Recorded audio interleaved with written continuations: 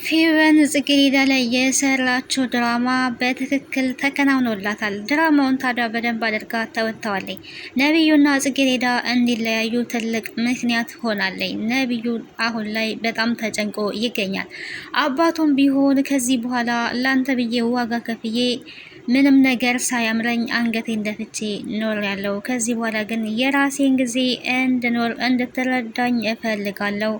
የወደድኳት ያፈቀድኳት ልክ እንደ እናት አይነት ሴትን አግኝቻለሁ። ያንን እንድትፈቅድልኝ ፈልጋለሁ በማለት ከልጁ ጋር እንግዲህ እየተነጋገረ ይገኛል። ጽጌረዳ ስራ ተገኘልሽ በሚል አማካኝነት አሁንም ሌላ ወጥመድ ተዘጋጅቶላታል። ይህ ወጥመድ ታዲያ እሷን ወደ ወንጀል የሚከት ስራ ነው። እሷ በእርግጥ ትክክለኛ ስራ ነው፣ ህይወቴን የሚቀይር ስራ ነው ብላ አስባ ስራው ላይ ለመግባት ወስናለች። ስራው ግን የእሷን ህይወት የሚያመሰቃቅል ህይወቷን የሚያበላሽ ነው። ፌቨንም ብትሆን ነቢዩና ጽጌረዳ እንዲለያዩ ትልቁን ሚና ተወጥታለች። አሁን ላይ ጽጌረዳ ነቢዩ ላይ ተቀይራበታለች። በጭራሽ በስነ ስርዓት እንኳን ልታወራው አልቻለችም። ፌቨን በቅርቡ ነቢዩን የራሴ አደርጋለሁ የሚል ሀሳብና ግምት አላት። ነገር ግን ይሄ የማይሳካ የህልም እንጀራ ነው። ነቢዩ በጣም በጭንቀት ውስጥ ይገኛል። ምን ሆና ተቀየረች? ጽጌረዳ ምን አድርጊያት ነው? የነገርሻት ነገር አለ ወይ? በማለት ፌቨን ጋም ደውሎ ጠይቆ ነበረ። ፌቨን ግን ምንም እንዳልተናገረች ስትመልስለት ነበረ። ሰላም ጤና ይስጥልኝ ውድና የተከበራችሁ የኤዶ ሚዲያ ቤተሰቦች እንዴት አላችሁ? በያላችሁበት የዓለም ዳርቻ ሰላማችሁ ይብዛ። ለዚህ ቻናል አዲስ ከሆናችሁ ሰብስክራይብ፣ ላይክ፣ ሼር እያደረጋችሁ ቤተሰብ እንድትሆኑ በአክብሮት ጋብዛለሁ። ተወዳጅና አስተማሪ የሆነውን የጽጌረዳ ድራማ ወደ እናንተ እዤላችሁ መጥቻለሁ። ቀጣዩን ክፍል በዚህ ክፍል እንግዲህ አዳዲስ ነገሮች ተፈጥረዋል። ጽጌረዳ በጣም ዋጋ የምትከፍል የምታሳዝን፣ ወጣትነቷ በፈተና የተከበበ አሳዛኝ ሴት ናት። በህይወቷ ስኬታማ እንዳትሆን ብዙ እንቅፋቶች እና ብዙ ፈተናዎች ወደ ህይወቷ እየመጡ ይገኛሉ። ይሄ ፈተና ከቤትም ከውጭም በሰላም እንዳትኖር እያደረጋት ይገኛል። ቤት ላይ ከማትፈልገው ሰው ጋር ተጋብታ እንድትኖር ወይዘሮ ፍቅርተ ባመጣችው ሀሳብ እናቷም ተስማምታ ትገኛለች። ታዲያ እሷ ደግሞ ከነቢዩ ጋራ ያላት ቅርርቦሽነትም ደግሞ በፌቨን አማካኝነት አሁን ላይ ተቋርጦ ይገኛል። ጽጌረዳ እንግዲህ ያለችበት የህይወት ውጣ ውረድ እጅጉን ከባድ የሆነ ነው። ፌቨን ነቢዩን የራሷን ለማድረግ የሌሉ ውሸቶችን በደንብ አድርጋ ዋሽታለች። ጽጌረዳ ታዲያ ስለ ነቢዩ የተነገራት እያንዳንዱ ነገር እውነት እንደሆነ አምና ተቀብላለች። ፌቨን ለጽጌረዳ ነቢዩ ፍቅረኛ የነበረ ከሱ ጋራ በፍቅር ቆይተን ነበረ ካረገዝኩኝ በኋላ እና እንዳረገዝኩ ከነገርኩት በኋላ በጭራሽ እርግዝናዬ ሊቀበል አልቻለም። ልጅ በዚህን ሰዓት ላይ እንዲኖረን አልፈልግም። እኛ ገና ልጆች ነን። ልጁን እንድትወልጁ አልፈቅድልሽም በማለት ልጄን ያስወረደብኝ እሱ ነው። እኔ በጭራሽ ልጄንም እንግዲህ አላስወረድም ብዬ ወስኜ ነበረ። ነገር ግን ከዛ በኋላ እቤት ድረስ በመምጣት እኔን እየለመነ ከቤት ይዞኝ ይወጣኝ ነበር። ከዛ ሻይ ቡና በምንልበት ሰዓት ላይ እኔ ወደ መጸዳጃ ቤት ሲሄድ በሻይ ላይ መድኃኒት ጨምሮ ጽንሴ እንዲወርድ አድርጓል። ነቢዩ በዚህ ልክ ተጫውቶብኛል። ስለ እሱ ሳወራ ውስጤ እጅጉን በጣም ይታመማል። ነገር ግን በዚህ ሰዓት የሚያዳምጠኝ ሰው እፈልጋለሁ። ሰው እንዲያዳምጠኝ እንዲሰማኝ እፈልጋለሁ። ነቢዩ ልጄን አሳጥቶኛል፣ ህይወቴን አመሰቃቅሏል። ስለወደድኩ ስላፈቀርኩት በዚህ ልክ ተጫውቶብኛል በማለት እንግዲህ ለጽጌረዳ የሌለ ውሸት ፈጥራ አውርታለች። ጽጌረዳ ይሄ ሁሉ ሲነገራት ታዲያ በጣም ነው ያዘነችው። እንዴት እንደዚህ ያደርጋል በማለት ራሷን እስከምትታመም ድረስ ግራ ተጋብታ በጣም ደንግጣ ነበረ። ነቢዩ ይሄን አደረገ ወይ ብላ። ምክንያቱም ነቢዩ ተቀይሮ ጥሩ ሰው እንደሆነ ነበረ ስትረዳ የነበረው ጽጌረዳ። ታዲያ ፌቨን እያንዳንዱን እውነት አስመስላ ስለነገረቻት በዛ ላይ እያለቀሰች ስለምትናገር የተናገረችው ነገር እውነት ነው ብላ እንጂ ውሸት ነው ብላ በጭራሽ አልገመተችም። ታዲያ ፌቨን ግን አንቺ ሞኝ፣ ጥሩ አድርጌ አሳመንኩሽ፣ እውነት መስሎሻል ሁሉም ነገር እያለቻት ነበረ። ጽጌረዳ ምንም የማታምንበት ምክንያት የለም። ምክንያቱም መጀመሪያ ላይ እያለቀሰች ነው አንደኛ። ሲቀጥል ደግሞ ልብሷን በደምና አጨመላልቃ ስላየቻት ሁሉም ነገር እውነት መስሎ ነው እየታያት። ነብዩ ከነብዩ ጋር ፍቅራችንን ያላስተዋወቅኩኝ በእሱ እርግጠኛ መሆን ስለፈለግኩኝ ነበረ። ነገር ግን ካረገዝኩኝ በኋላ ነብዩ ተቀይሮብኛል በማለት እና ህይወቷንም ጭምር እንዳመሰቃቀለባት በሱ እንደተጎዳች በሱ ብዙ እንዳዘነች በሱ ብዙ ዋጋ እንደከፈለች እንግዲህ ፌቨን ስትናገር ነበረ። ይሄ ታዲያ ለጽጌረዳ አሳማኝ ምክንያት ሆኖ ተገኝቷል። ነብዩ ጉዱን አላወቀም። ወደ ጽጌረዳ ሲደውል ታዲያ ጽጌረዳ በፊት የሚያውቃት በሰላም የምታወራው እየሳቀች እየተፍለቀለቀች የምታወራዋ ጽጌረዳ አሁን ላይ የለችም። ምን ፈለክ፣ ለምን ደወልክ የሚል ምላሽን እንደዚሁም ደህና ነሽ ወይ ስትባል እግዚአብሔር ይመስገን ከማለት ውጪ እንዴት ነክ የሚለውን ምላሽ እንኳን ልትመልስለት አልቻለችም። ምክንያቱም መጥፎ ሰው ነው ብላ ስለተረዳች ላገኝሽ ፈልጋለሁ በሚላ ሰዓትም አይ በጭራሽ እኔ አንተን ማግኘት አልፈልግም፣ ለምንድን ነው የፈለከውን በስልክ መናገር ትችላለህ ነበረ ስትለው የነበረው። እሱም በስልክ የሚወራ ነገር አይደለም፣ ተገናኝተን እንድናወራ እፈልጋለሁ እንገናኝ ነበረ ሲላት የነበረው። እሷ ግን ስልኬ ላይ ዳግም ሁለተኛ እንዳትደውል በማለት ስልክ ዘግታበታለች።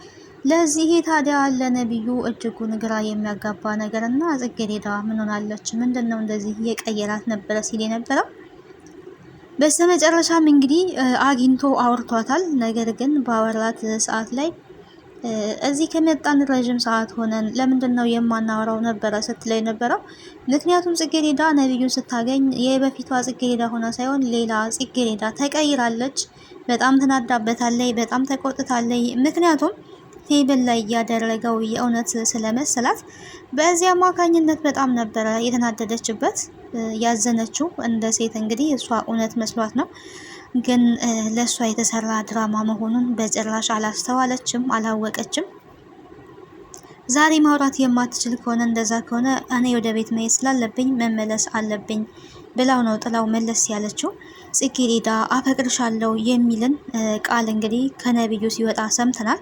አፈቅርሻለሁ ብሎ ባላት ሰዓት ላይ መለስ ብላ ምንድን ነው ያልከው? ካንተ አፍ ፍቅር የሚለው ቃል ይወጣል ወይ? አንተ መጥላትን እንጂ ማፍቀርን መውደድን ትችላለህ ወይ?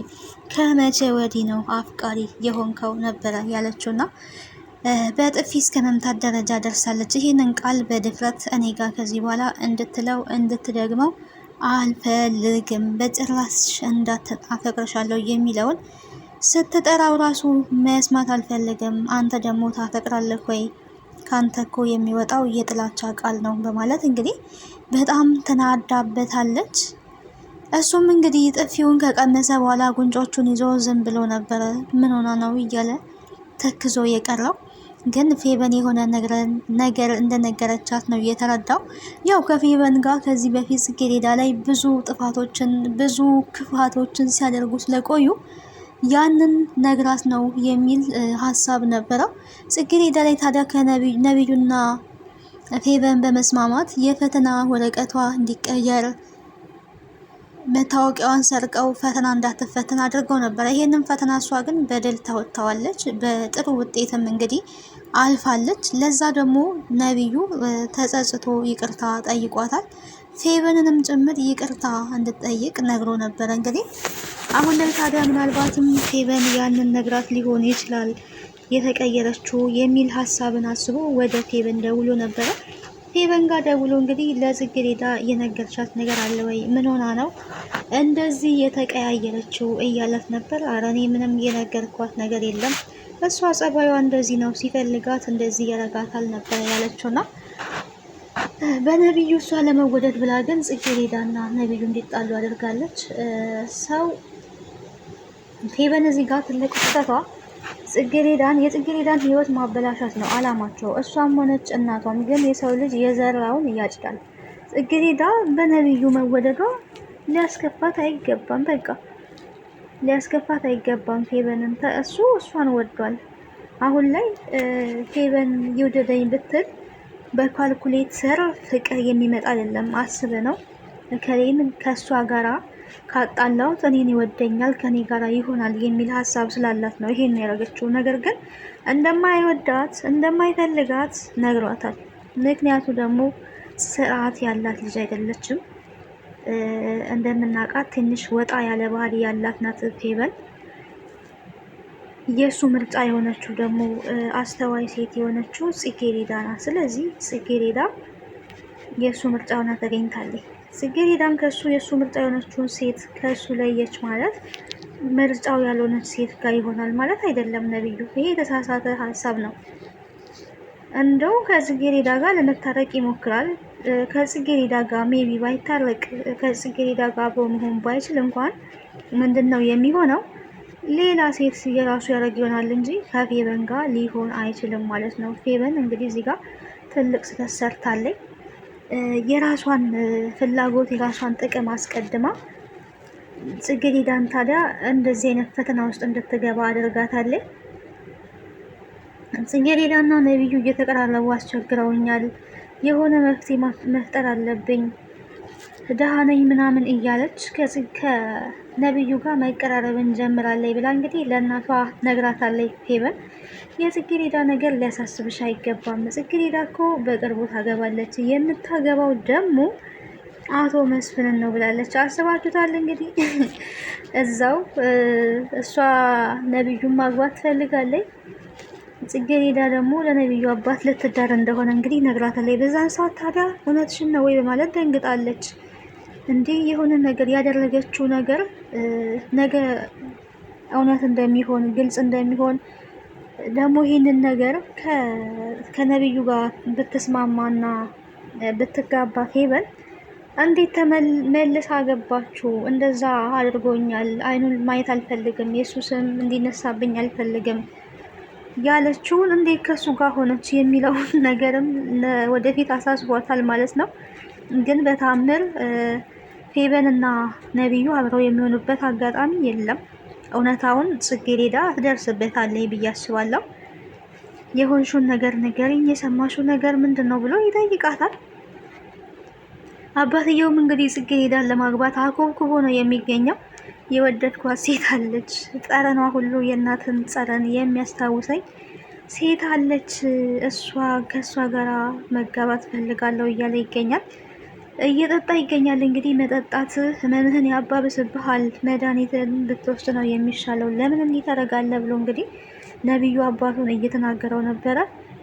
ዶክተሮች መድኃኒት የሰጡኝ እነሱ መርምረው ለደረሱበት ህመም ነው። እኔ ግን ማንም የማያውቅልኝ በውስጤ ለዘመናት የተሸከምኩት ትልቅ ህመም አለ። ህመሜ ደግሞ አንተ ነክስ እያለው ይገኛል። እንግዲህ ይሄንን የሚለው ነብዩ የአባቱን ቃል አልሰማ ብሏል። ለአንተ ብዬ ዋጋ ከፍዬ አሳድጌ እኔ አንድ ቀን እንኳን ሴት ቤት አንጥቼ አላቅም፣ ወጥቼ ሴት ጋር አድሬ አላቅም። እንደ ወንድ በቤት ውስጥ ኩርምት ብዬ አንተን ለማሳደግ ብዙ ዋጋ ከፍያለሁ እያለ ይገኛል። አሁን ላይ ወይዘሮ ፍቅርተ እንግዲህ ከልጇ ጋር ለማጋበስ ስለምትፈልግ የአባቱን ትዕዛዝ መቀበል እንዳለበት ነው እየተናገረው ያለው። እኔ አንተ ነህ ህመሜ፣ እኔ ዋጋ ከፍዬ አሳድጌ አንተ ግን ለእኔ እየታዘዝክ አይደለም፣ እኔ ምልህን እየሰማክ አይደለም እያለ ነው የሚገኘው። ነገ እናወራለን፣ በቃ ዛሬ ረፍት ማድረግ አለብን፣ ተኛ ተነስ እያለው አባትየውን ለማስተኛት እንግዲህ እየጎተጎተው ነበረ። ግን እሱ ለወንድ ልጅ ነገ የሚባል ነገር የለም፣ ማድረግ ያለብን ዛሬውን ነው ማድረግ ያለብን፣ ነገ የሚባል ነገር ዋጋ ያስከፍላል፣ ሲያልፍ ይቆጫል እያለ እየተናገረ ነበረ። ነብዩ እንግዲህ በአባቱ ንግግር ከመደንገጥ ውጪ በቃ እሺ እሺ ከማለት ውጪ ቀጥቶም ስለነበረ አባቱ መጥፎ ነገርን መናገር አልቻለም። በዝምታ እንግዲህ ቤት ከጽጌሬዳ ጋር ጥፊ ቀምሶ ሲመለስ ቤትም ደግሞ የጠበቀው የአባቱ ከባድ ንግግሮች ናቸው የጠበቁት ማለት ነው። የጽጌሬዳ ህይወት እንግዲህ ውጣ ውረድ በጣም በዝቶበታል። ሌላኛው እንግዲህ ስተገኘልሽ የተባለችው ስራ በቅርቡ ቤት ተከራይተሽ እናትሽንም ማውጣት ትችያለሽ፣ ከዛ በኋላ በሰላም መኖር ትችላላችሁ፣ ገንዘብ ደግሞ ቅድሚያ እንዲከፍሉሽ አደርጋለሁ እያላት ነው ያለው። እነሱ እሺ ባይሉስ ምን ማድረግ እችላለሁ ነው ስትል የነበረው። እነሱ እሺ ባይሉ እኔ የአንድ ወር ደሞዝ አበድርሻለሁ፣ ችግር የለውም፣ ከዚህ በኋላ ጓደኛሞች ሆነናል እያላት ይገኛል። ጽጌረዳ እንግዲህ ሰዎች በነገራችን ላይ በደካማ ጎናችሁ ነው የሚገቡት። አሁን ላይ ደካማ ጎኗ የሆነው የጽጌረዳ ገንዘብ ነው። በዛ ደካማ ጎኗ ታዲያ ገብቶ ዲያስፖራ ነኝ የሚለው ወንጀል እሷን ለማሰራት እየለፋ ይገኛል። መኮንንም እንግዲህ እዚህ ወንጀል ስራ ውስጥ ነው ያለው። እቺ ምስኪን ልጅ ለእናቷ አንድ ናት። እዚህ ነገር ውስጥ እሷን ማስገባት ግን በጣም ያሳዝናል። እዚህ ውስጥ እሷ ባትገባ ምን አለበት እያለ ነው የሚገኘው። ስለ ራስ ብታቅ ነው የሚሻል። ስለ ሌላው ሰው ከምታስብ መጀመሪያ ስለ ራስ አስብ። ብትታሰር እንኳን አንተ ተጋልጠ የሚጠይቅ ሰው አንድ ሰው እንኳን የለም። መጀመሪያ ለራስ ነው ማሰብ ያለበት።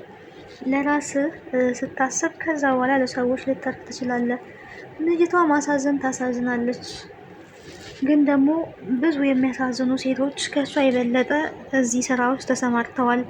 ምንም ማድረግ አይቻልም እያለ ይገኛል። ግን አንተ ለእሷ ከሌሎቹ ሴቶች አብልጠህ ያሰብክበትና ያዘንክበት ምክንያት ምንድን ነው? ፍቅር ይዞሃል ሲለው የነበረው የምን ፍቅር ነው? ኧረ እንደዛ አይደለም፣ ያው እንደዚሁ ስላሳዘነችኝ ነው፣ ለእናቷ አንድ ስለሆነች ነው ብሎ እንግዲህ መኮንን ለጽጌረዳ እየተከራከረ ነበር። ግን ግዴታ በዚህ በ2 እና በ3 ቀን ውስጥ ስራውን ትጀምራለች፣ እኛ ደግሞ እንቀርጻለን። ስራህን ትጀምራለህ፣ አንተም ተዘጋጅ፣ ስደውልልህ በምደውልበት ሰዓት መምጣት አለብህ የሚል እንግዲህ ቆረጥ ያለ መልእክትን አስተላልፎለታል። የጽጌረዳ እንግዲህ ፈተና እንደበዛ ነው። ከዚህ ሁሉ ፈተና ውስጥ እንደምትወጣ ተስፋ አደርጋለሁ። የአንዳንድ ሰው ህይወት እንግዲህ እንደዚህ ነው፣ በፈተና የታጠረ ነው ማለት ነው። ግን ከዚህ ሁሉ ፈተና በኋላ ወጥታ ጠንክራ የራሷ የተሻለ ህይወትን እንደምትኖር ተስፋ እናደርጋለን። አንዳንዴ በህይወት ውስጥ ፈተና ሲመጣ ያጠነክራል፣ ያበረታል። ያ ደግሞ ጊዜያዊ ነው፣ ያልፋል። በብዙ ነገሮች በብዙ መንገዶች ጽጌረዳ እየተፈተነች የምታሳዝን ወጣት ናት ማለት ነው። በብዙ ደግሞ እንቅፋት የሚሆንባት ከውጭም ከውስጥም እንቅፋቶቿ በዝተዋል። አንዳንዴ ከውጭ ብቻ ፈተና ሲሆን ቢያንስ ቤት ላይ የሚረዳችሁ ሰው እንኳን ሲኖር ጥሩ ነው። ግን ከባድ ነው። ቤት ያሉትም እንግዲህ ፍቅርተ እንዲሁም ደግሞ ፌበን ሌላ ፈተና ናት። እነሱም የእሷን ውድቀት ነው እያዘጋጁ ያሉትና ከዚህ ሁሉ ውድቀቷ እንደምትወጣ ተስፋ አደርጋለሁ። ቀጣዩ ክፍል ምን ይሆናል የሚለውን አብረን የምናይ ይሆናል። ጽጌረዳ እየተጨነቀች ነው የምትገኘው። ይሄን ጭንቀቷን ለእናቷ ከነገረቻት ወይ ደግሞ እናትየዋ በስራው ላትስማማ ትችል ይሆናል። እንደዛ ከሆነ በጣም መልካም ነው። ምክንያቱም ከወንጀል ነው የምትታደጋት ማለት ነው። ስራው ምንድን ነው ብላ መጠየቋም ስለማይቀር ስራ እንድትሰራ በርግጥ አትፈቅድላትም የጽጌረዳ እናት ማለት ነው። መማርና መማር ብቻ ነው ያለብሽ ብላታለች ከዚህ በፊት። አሁንም ቢሆን ያንን አቋሟን እንደማትቀይር ተስፋ አደርጋለሁ። ስለነበረን ቆይታ አመሰግናለሁ። ባይ ባይ።